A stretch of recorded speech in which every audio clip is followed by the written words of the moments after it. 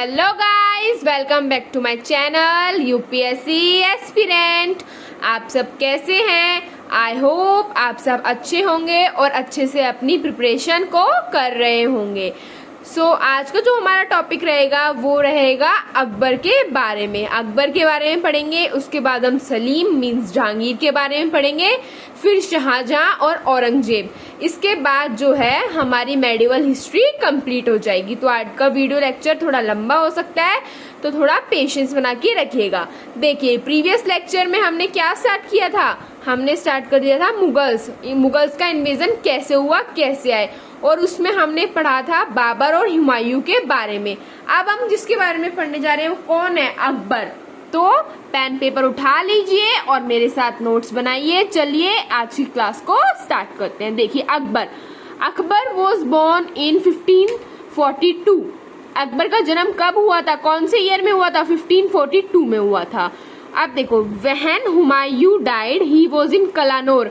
और जब हुमायूं की मृत्यु हुई थी, हुमायूं की डेथ हुई थी, तो अकबर कहाँ पे थे? कलानौर में थे। अब देखिए, इसके साथ अकबर का डेथ ईयर भी याद कर लीजिए। वो अकबर कब डेथ हुई थी अकबर की? Died in 1605। अकबर की मृत्यु कब हुई थी? 1605 में। अब देखिए, Bairam Khan was trusted general of Humayun. जो बैरम खान था ना, बहुत ट्रस्टेड जनरल था किसका? हुमायूं का, और बहुत ज्यादा क्लोज था। नाउ बिकेम री agent taking all decision on behalf of him and also for protection.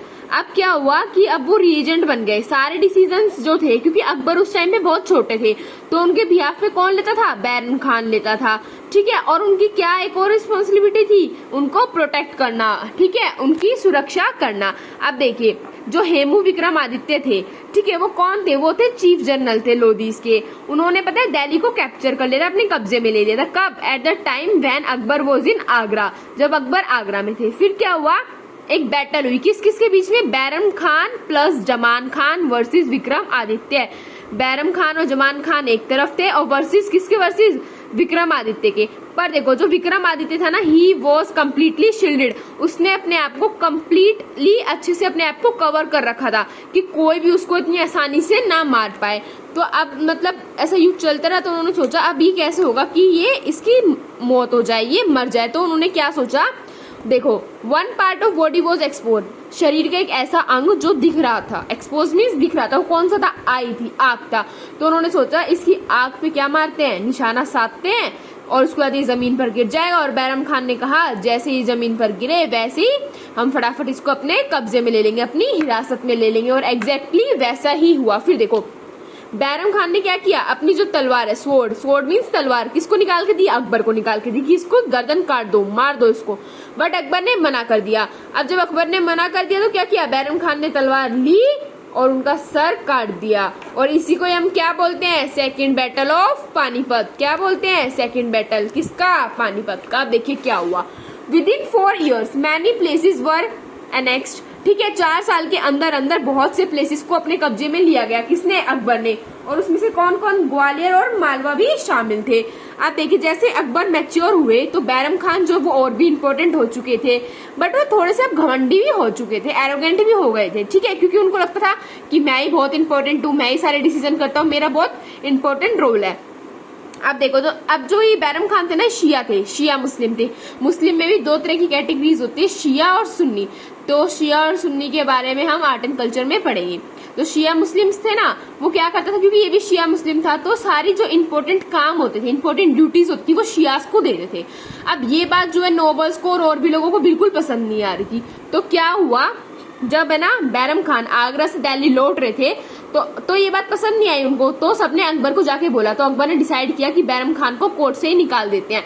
तो जब वो लौट रहे थे तो उन्हें पता चला बैरम खान डिसमिस्ड, उन्हें कोर्ट से निकाल दिया गया। और फिर उन्हें कहाँ भेजा गया? मक्का, क्योंकि उन्होंने यात्रा करने के लिए भेजा, पिलग्रिम यात्रा के लिए।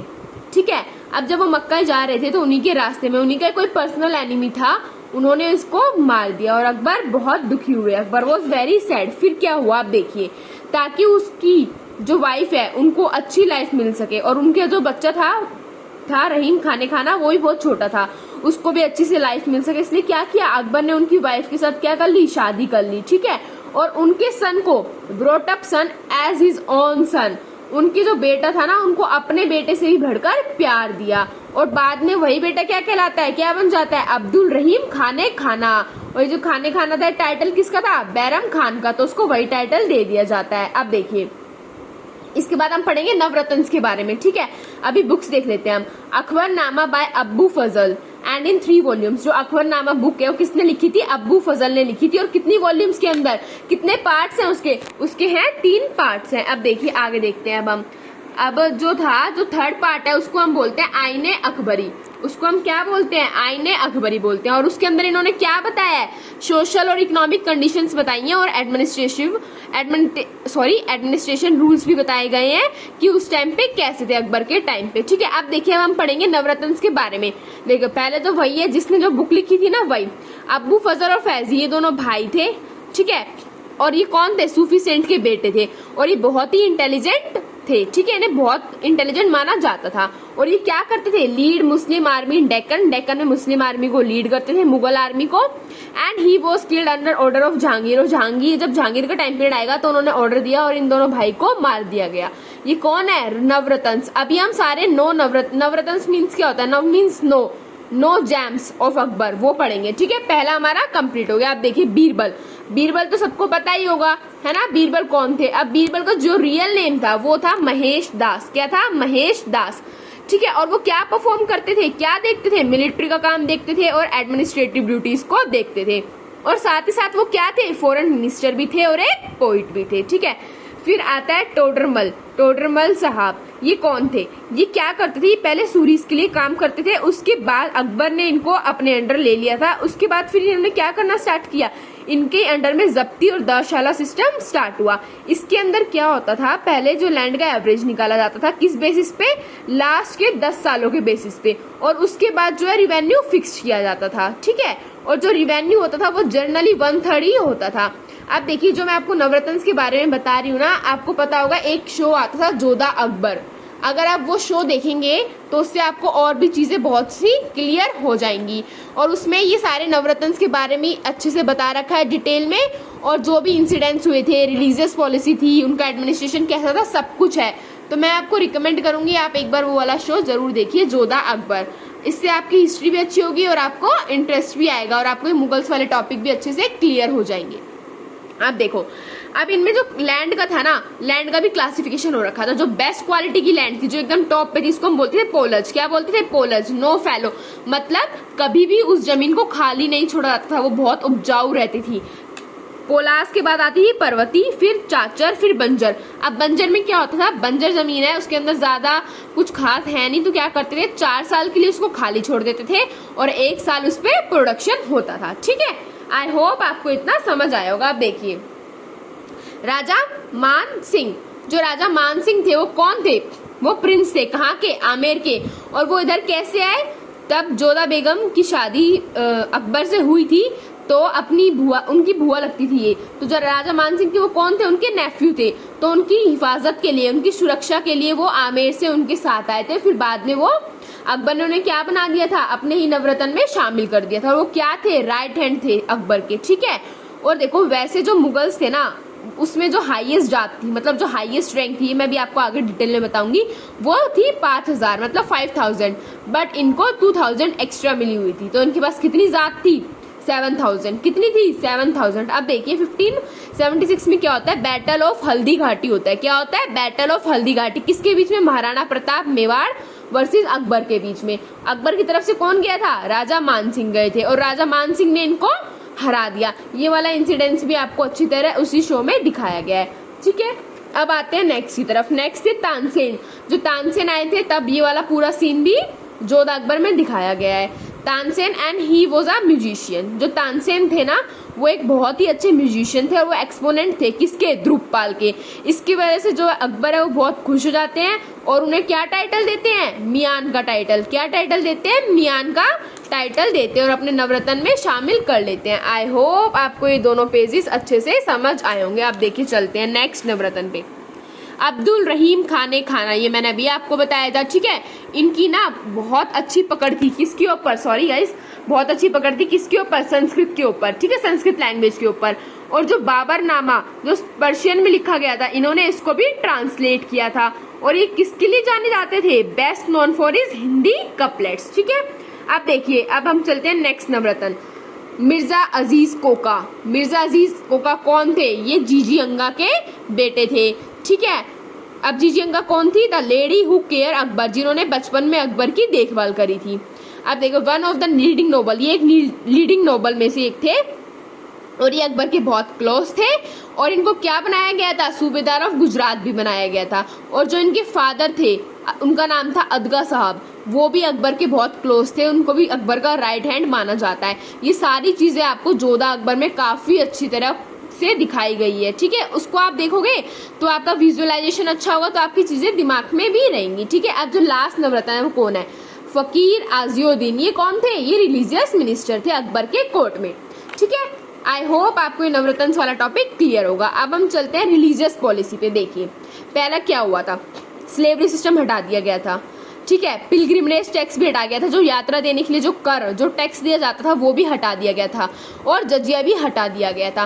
पर एक चीज स्टार्ट करी थी, practicing of converting prisoners of war into Islam. जो लड़ाई के समय जितने भी प्रिजनर्स थे ना, जो वॉर में वो लाते थे अपने साथ, उनको इस्लाम में कन्वर्ट करने की प्रैक्टिस स्टार्ट कर दी गई थी। और इन सब में मेन रोल किसका था? जोधा बेगम का। उन्होंने अकबर को पूरी सिचुएशन समझाई थी और बताया था, उसकी वजह से इन्होंने ये सारी चीजें हटाई। फिर देखिए आगे इबादत खाना भी बनाते हैं वो, महाजरनामा भी बनाते हैं और दिन है इलाही भी। ये मैं आपको अभी आगे बताऊंगी। अभी देखते हैं इनका एडमिनिस्ट्रेशन कैसा था। देखिए, जो मुगल एम्पायर था ना, वो कैसे कैसे डिवाइडेड था। पहला था सूबा, सूबा के बाद था सरकार, सरकार के बाद था परगनाज, और उसके बाद थे विलेजेस। ठीक है, जो सरकार थी उसके अंदर दो लोग थे, फौजदार और अमल गुजार। जो फौजदार थे वो किसके लिए थे? लॉ एंड ऑर्डर मेंटेन करने के लिए। और जो अमल गुजार थे वो किसके लिए थे? लैंड रेवेन्यू को कलेक्ट करने के लिए। ठीक है, ये इनके एडमिनिस्ट्रेशन में ऐसे ऐसे जो इनका पूरा एम्पायर है वो बटा हुआ था, डिवाइड हुआ था। आप देखिए, इन्होंने लैंड कैसे कर रखी थी? लैंड कभी इन्होंने 3 पार्ट्स बना रखे थे। पहली जो थी वो थी खालिसा, दूसरी जागीर और तीसरी इनाम। देखिए, जो खालिसा लैंड थी वो सिंपल है, वो किसको बिलोंग करती थी? राजा को। वो राजा के पास जितनी भी जमीन जायदाद थी राजा की, वो सब आती थी खालिसा के अंदर। इनाम, ये नाम से पता चल रहा है इनाम गिफ्ट पर्पज इसके लिए होगी। तो ये किस लिए डोनेट की जाती थी? रिलीजियस पर्पज, इसके लिए डोनेट की जाती थी। मंदिर बनवाने हैं, मस्जिद बनवाने हैं, है ना, उन सब के लिए। अब देखो आती है फिर जागीर। जागीर के अंदर भी 4 तरह की है। कैसी? पहली है तनख्वाह। अब तनख्वाह तो हमें पता ही है, सबको महीने की महीने तनख्वाह मिलती है ना, जो जॉब करते हैं, तो सैलरी की फॉर्म में दी जाती थी। सेकेंड इज मशरूत, ये इनकी कोई स्पेशल टर्म्स और कंडीशंस होंगी, ये उसके बेसिस पे दी जाती थी। फिर थी वतन। वतन मीन्स क्या होता है? हेरिडिटी राइट्स, उनके खुद के राइट्स है। ठीक है, ये हेरिडिटी राइट्स ऐसे आज मेरे पास जो जमीन है वो आगे जाके मेरी नेक्स्ट जनरेशन में ट्रांसफर हो जाएगी, फिर वो उनके पास, फिर वो नेक्स्ट जनरेशन में, ऐसे। ठीक है, फोर्थ थी अलातंगा। अलातंगा कौन सी थी? ये मुस्लिम नोबल्स को दी जाती थी। कहाँ पे दी जाती थी? जहाँ पे या तो उनका फैमिली टाउन हो, जहाँ पे या तो उनकी फैमिली रह रही हो, या फिर जहाँ पे वो पैदा हुए हो, प्लेस ऑफ बर्थ पे। अब देखिए, अब हम पढ़ेंगे मनसबदारी सिस्टम। अब मैं इसमें बताऊंगी आपको जात क्या होता है। जो मनसबदारी सिस्टम है ना, वो इनके टाइम में एस्टैब्लिश हुआ था। ठीक है, पहले इसका नाम था वजीदार सिस्टम, बट इसको रीनेम्ड हुआ था। ठीक है, इसको नेम चेंज करके क्या रख दिया था? मनसबदारी सिस्टम। अब इसमें क्या होता था? मनसबदारी सिस्टम है, ऑब्वियस बात है मनसबदार होंगे। ठीक है, जितने भी नोबल्स होते थे उन सबको, या फिर जो भी सिस्टम के अंदर आता था, है ना, जो भी लोग, उनको मनसबदार बोलते थे। फिर मनसबदार के अंदर क्या आएगी? रैंक आएगी। रैंक को हम क्या बोलते थे? मनसब बोलते थे। ठीक है, हम मनसब भी 2 तरह की होती थी, एक तो होती थी जात, एक होती थी सवार। तो जात होती थी वो होती पर्सनल। ठीक है, और वो कितनी थी? IS 5000 तक। पर राजा मान सिंह को कितनी मिल रही थी? 7000 तक। ठीक है, और जो सवार थी वो ये थी कि एक इंसान को, एक व्यक्ति को कितने नंबर ऑफ कावलरी मिलेगी, कितने नंबर ऑफ घोड़े मिलेंगे। ठीक है, और जो मनसबदार थे वो क्या देखते थे? एडमिनिस्ट्रेशन को देखते थे और मिलिट्री को देखते थे। ठीक है, अब देखो, more the rank more the person was closest to ruler. जितनी ज्यादा आपकी रैंक होगी, जितनी ज्यादा आपकी जात होगी, उतना ही आप किसके क्लोज रहेंगे? रूलर के क्लोज रहेंगे। अब देखिए, उस टाइम में जो एप्लीकेशंस होती थी ना, उसको हम बोलते थे तजवीन। क्या बोलते थे? तजवीन। और दाग और चेहरा सिस्टम फिर से स्टार्ट किया। आप मुझे कमेंट में बताना, दाग चेहरा सिस्टम पहले किसने स्टार्ट किया था? जो मनसबदार थे ना, जिनको सैलरी किसकी फॉर्म में मिलती थी? कैश की फॉर्म में। किसकी फॉर्म में? कैश की फॉर्म में। उसको हम बोलते थे नकदी। नकदी। ठीक है, और जिनको लैंड की फॉर्म में मिलती थी उनको क्या बोलते हैं? जागीरदार। ये टर्म याद रखिएगा। अब देखिए, टोटल 29 मनसबदार थे। ठीक है, ये मैंने आपको और उनकी ये मैंने रिस्पॉन्सिबिलिटी बताई दी है, और 5000 जात तक थे। ठीक है। अब देखिए क्या हुआ, 1570 ये वाला पार्ट रह गया। अकबर ने देखो जो लैंड ग्रांट थे, मतलब जो दान थे, तो किसको दिया था, गुरु रमादन को दिया था। फिर वो आगे ट्रांसफर हो गया गुरु अर्जुन देव में, ठीक है। और जो ये लैंड दी गई थी ना, ये कहाँ पे दी गई थी, कहर मंदिर साहिब, ठीक है। और उसके बाद से रंजीत सिंह ने उस प्लेस पे क्या बनवा दिया, गोल्डन टेम्पल। रंजीत सिंह कौन थे, पंजाब के एक बहुत ही मशहूर रूलर थे, ये हम आगे पढ़ेंगे मॉडर्न हिस्ट्री के अंदर, ठीक है। फिर देखिए 1575 में इबादत खाना बनवाया गया शिया और सुन्नी दोनों के लिए, ठीक है। अब इसमें बहुत से लोग आए थे अलग अलग रिलीजन के, जैसे कि हिंदू में आए थे पुरुषोत्तम दास टंडन, जैन से आए थे महाराज हरि विजय सूरी, पारसी से दस्तूर राणा, क्रिश्चियन से मोन्सोरेटे एंड एक्वाविवा। इन्होंने अकबर को इन्फ्लुएंस करने की बहुत कोशिश करी थी पर अकबर हुए नहीं थे। और इस्लाम से अहमद सिरहिंदी। 75 में स्टार्ट हुआ, 82 में इबादत खाना को बंद कर दिया गया, ठीक है। अब देखिए ये था अकबर की कहानी इतनी जो हमने पढ़ी। अब हम पढ़ेंगे इनके बेटे सलीम के बारे में। सलीम और जहांगीर ये एक ही है, ठीक है, इनको अलग मत समझना, सलीम को ही जहांगीर बोलते हैं। अब पहले देखते हैं हम सलीम के बच्चों को, है ना। सलीम के कितने बेटे थे, देखो सलीम के 4 बेटे थे, खुसरो, खुर्रम, सैयार, परवेज। जो खुसरो था ना वो बहुत क्लोज था किसके, अकबर के, अपने दादाजी के, ठीक है। और फिर था खुर्रम, सैयार और परवेज। आप देखिए जब अकबर की डेथ हुई तो सलीम ऑब्वियस बात है ऑटोमेटिकली वही रूलर बनेंगे, तो वो बन गए। पर खुसरो ने रिवोल्ट किया, खुसरो नहीं चाहता था उनके पिता बने, वो क्या चाहता था, मैं बनूं। क्योंकि पहले ऐसा ही होता था, पहले चाहता ही नहीं था कोई कि कोई नहीं देखता था, कोई बाप है बेटा है, सबको बस राजगद्दी चाहिए थी, सबको सिंहासन चाहिए था, तो किसी को किसी के लिए भी मार देते थे। फिर देखो क्या हुआ, अब हम सलीम के बारे में पढ़ते हैं। सलीम को हम जहांगीर भी बोलते थे, ठीक है। फिर जहांगीर ने क्या किया, जो खुसरो था वो रिवोल्ट कर रहा था तो उसको गुस्सा आया और उसने उसको अरेस्ट कर दिया, उसको जेल में डाल दिया। फिर क्या हुआ, फिर खुर्रम जो था, खुर्रम भी राजा बनना चाहता था, तो खुर्रम ने अपने ही भाई खुसरो को मार दिया, ठीक है। इतना समझ में आया आपको। अब देखो क्या होता है, पहले जो मुस्लिम्स थे उन्होंने मीना बाजार स्टार्ट किया था। मीना बाजार लगता था लेडीज के लिए, और वहां पे सिर्फ जो राजा होते थे जेंट्स में, उसके अलावा कोई नहीं जा सकता था, ठीक है। अब देखिए मीना बाजार में क्या हुआ, जहांगीर ने एक बहुत सुंदर लड़की को देखा, उसने 1611 में उससे शादी कर लिया। वो कौन थी, देखिए वो थी मेहर उन निशा। कौन थी, मेहर उन निशा। और वो थी विडो ऑफ शेरशाह। किसकी विडो थी, शेरशाह की विडो थी, ठीक है। जिसने हुमायूं को बचाया था ना, शेरशाह ने हुमायूं को बचाया था, ठीक है, उन्हीं की ये विडो थी। और जहांगीर ने उनका नेम चेंज करके क्या रख दिया, नूरजहान। क्या रख दिया, नूरजहान। अब देखिए नूरजहान की एक बेटी थी, उसका नाम था लाडली बेगम। क्या था, लाडली बेगम। उसने किससे शादी करी, सैयार से शादी करी। ये कौन थे, सलीम के तीसरे बेटे, ठीक है। अब देखिए नूरजहान का एक भाई था, उसका नाम क्या था, आसफ खान। क्या था, आसफ खान। उनकी डॉटर कौन थी, अर्जुनात बानो बेगम। अर्जुनात बानो बेगम, उसकी शादी किससे हुई, खुर्रम से हुई, ठीक है। और जो नूर शाह थी, है ना, उनके पिता का नाम क्या था, किसकी डॉटर थी, daughter of Mirza gas bag, MGB, ठीक है। आई होप आपको ये चार्ट समझ में आया होगा। इसको 2 बार पढ़िएगा जब जाके आपको एकदम याद होगा, क्योंकि बहुत कंफ्यूजिंग सा है, ठीक है। अब चलिए चलते हैं। देखिए जो एक्चुअल में रूल कर रहा था ना शाहजहां बोल रही हूँ, सलीम के टाइम पे, जहांगीर के टाइम पे, वो कौन था, नूरजहां। उनके पिता और उनके भाई वही रूल कर रहे थे एक्चुअली में तो। और उन्होंने नाम क्या दे दिया, इताम उद्दौला। अपने आप को टाइटल क्या दे दिया, इताम उद्दौला। अब देखो एक्चुअल में तो वही रूल कर रहे थे। और जो खुर्रम था उसको डेक्कन का गवर्नर बना दिया था। पर जब 1627 में जहांगीर की डेथ हुई, है ना, जहांगीर जब मर गए तो क्या हुआ, खुर्रम ने अपने आप को ही टाइटल दे दिया, किसका, शाहजहां का। उन्होंने थ्रोन ले लिया और अपने आप को क्या टाइटल दे दिया, शाहजहां का टाइटल दे दिया, ठीक है। अब देखिए जो मुताबिद खान थे उन्होंने 2 बुक लिखी थी, तुजुक ए जहांगीर और इकबाल नामा ए जहांगीर। तुजुक ए जहांगीर और इकबाल नामा ए जहांगीर किसने बुक लिखी थी, मुताबिद खान ने। अब देखिए शाहजहां पे आते हैं। शाहजहां कौन थे, और कोई नहीं, खुर्रम ही थे। उन्होंने बस अपने आप को टाइटल दे दिया था, नेम चेंज कर दिया था। आप देखिए ये बहुत ही एबल एडमिनिस्ट्रेटर थे, ठीक है। और इनकी जो इन पे मिलिट्री की कमांड थी वो काफी ज्यादा स्ट्रॉन्ग थी, ठीक है। इन्होंने क्या किया था, नॉर्थ वेस्ट पार्ट को वापस से अपने कब्जे में ले लिया था, बंगाल को भी कैप्चर कर लिया था, और अहमद शाही किंगडम को भी कैप्चर कर लिया था, ठीक है। इनके टाइम में आर्किटेक्चर जो था बहुत फ्लरिश हुआ। एक बुक लिखी गई, उसका नाम क्या था, पदाशाह नामा। किसने लिखी, अब्दुल हामिद लाहौरी। किसने, अब्दुल हामिद लाहौरी। अब देखिए इनके टाइम में 3 ट्रैवलर आए थे, इनका नाम याद कर लीजिएगा, ये इंपॉर्टेंट है, डायरेक्ट क्वेश्चंस भी आ जाते हैं। जो 2 ट्रैवलर थे वो तो आए थे फ्रांस से, और जो एक ट्रैवलर था वो था इटली से। जो 2 ट्रैवलर फ्रांस से, तो उनका नाम क्या था, फ्रांसिस बर्नियर और ट्रेवेनियर, फ्रांसिस बर्नियर और ट्रेवेनियर। और जो इटली से आए थे वो कौन थे, मनुषी, कौन थे, मनुषी। अब देखिए इनके टाइम में मैंने बताया आर्किटेक्चर प्रोग्रेस हुआ था।